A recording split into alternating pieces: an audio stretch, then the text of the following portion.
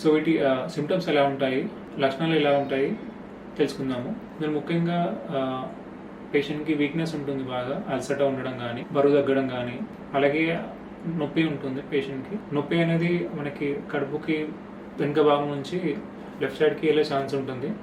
ఎక్కడైతే ట్యూమర్ వస్తుందో ఆ సైడ్ నుంచి లైక్ చుట్టుపక్కల ఏమైనా నరాలు ఎఫెక్ట్ అయినప్పుడు నొప్పి అనేది ఎక్కువ ఉండే ఛాన్స్ ఉంటుంది. వీటిల్లో నొప్పి అనేది చాలా సివియర్గా ఉంటుంది. అలాగే జాండీస్, కామెర్లు అనేది చాలా ఇంపార్టెంట్ సిమ్టమ్ ఇందులో. వీటి కారకాలు ఏంటంటే, ఒకటి ఏదైతే మనకి కుడి సైడ్ హెడ్ అంటారు, ఇది కొన్ని బైల్ డక్ట్స్ అంటారు.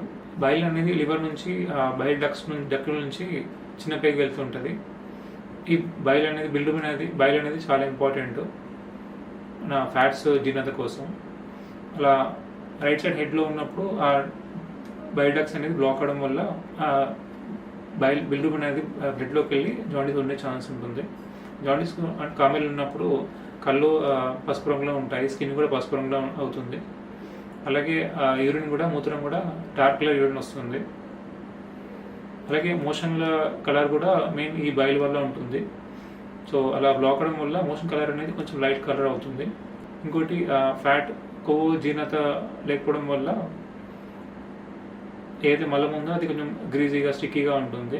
సో జాండీస్ అనేది ఓన్లీ ప్యాంక్రియాటిక్ క్యాన్సర్లో కాదు, చాలా కారణంలో ఉండొచ్చు. ఇన్ఫెక్షన్ వల్ల ఉండొచ్చు, హెపటైటిస్ వల్ల ఉండొచ్చు, మన స్టోన్స్ ఉన్నప్పుడు ఉండొచ్చు. సో ఇలా పలు కారణాల వల్ల కూడా మనం జాండీస్ అనేది చూస్తుంటాము. ఇంకోటి ట్యూమర్ అనేది లివర్కి స్ప్రెడ్ అయినప్పుడు కూడా లివర్ యొక్క ఫంక్షన్ అనేది, కాలేయం యొక్క ఫంక్షన్ అనేది దెబ్బతింటుంది. దీనివల్ల కూడా జాండీస్ వచ్చే ఛాన్స్ ఉంటుంది. అలాగే స్కిన్ ఇచ్చింగ్, దురద కూడా ఎక్కువ ఉండే ఛాన్స్ ఉంటుంది వీళ్ళల్లో. అలాగే ఒకవేళ ట్యూమర్ అనేది బయటికి వెళ్ళినప్పుడు, లివర్ కాకుండా కడుపుకి వెళ్ళినప్పుడు కొంచెం నీరు అనేది వచ్చే ఛాన్స్ ఉంటుంది కడుపులో. అలాగే ఛాతీకి వెళ్ళినప్పుడు, ఊపిరితిత్తులకు వెళ్ళినప్పుడు ఆయాసం కానీ, దగ్గు కానీ అట్లా ఉండే ఛాన్స్ ఉంటుంది. సో వీటిని డయాగ్నోస్ ఎలా చేస్తారు, నిర్ధారణ ఎలా చేస్తారు ప్యాంక్రియాటిక్ క్యాన్సర్ని? సో ముఖ్యంగా వాటి లక్షణాలు లైక్ సిమ్టమ్స్ అనేది చూస్తారు.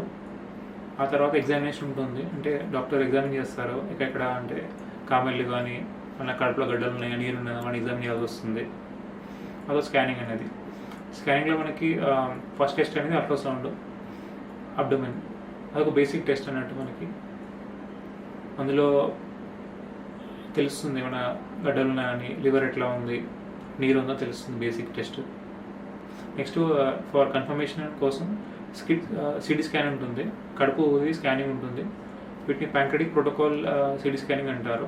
అందులో మనకి క్లారిటీగా తెలుస్తుంది గడ్డ ఎక్కడ ఉందో, మనకి హెడ్లో ఉందా, బాడీలో ఉందా, టైల్లో ఉందా, ఇంకా చుట్టుపక్కల మన రక్త కణాలు ఎఫెక్ట్ అయ్యాయా, మన ఇంకా గడ్డలు ఉన్నాయి లోపల, గ్రంథులు ఇన్వాల్వ్ అయ్యాయా, అలాగే లివర్కి మన స్ప్రెడ్ అయిందా, కడుపులో నీరు ఉందా. సో ఇవన్నీ కూడా మనము తెలుస్తుంది సిటీ స్కాన్లో. మిగతాది ఎంఆర్ఐ కూడా ఉంటుంది. ఇంకోటి యూఎస్ అంటారు, ఎండోస్కోపిక్ అల్ట్రాసౌండ్ ఉంటుంది.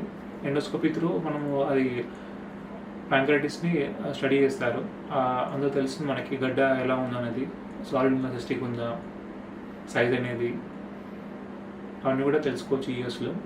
ఇంకోటి పెట్ స్కానింగ్ అనేది, పెట్ సిటీ అనేది హోల్ బాడీ కోసం చేస్తారు స్కానింగ్. అది బేసికల్ స్టేటింగ్ కోసం, అంటే గడ్డ అనేది ఇంకెక్కడన్నా స్ప్రెడ్ అయిందా, ఛాతీ కానీ ఎముకలు కానీ స్ప్రెడ్ అయిందా తెలుసుకోవచ్చు. సో ఇలా స్కానింగ్లో మనకి సస్పెషన్ ఉన్నప్పుడు, డౌట్ ఉన్నప్పుడు నెక్స్ట్ బయాప్సీ అనేది చేయబడుతుంది. సో బయాప్సీ అనేది ఒకటి యూఎస్ త్రూ, అంటే ఎండోస్కోపిక్ అల్ట్రాసౌండ్ త్రూ చేయవచ్చు, ఆర్ అల్ట్రాసౌండ్ త్రూ చేయవచ్చు. సో బయాప్సీలో మనకి కన్ఫర్మ్ అవుతుంది క్యాన్సర్ అనేది. ఇలాంటి ఎడ్యుకేషనల్ కంటెంట్ కావాలంటే you can follow this channel. Also you can subscribe and share the video. Thank you.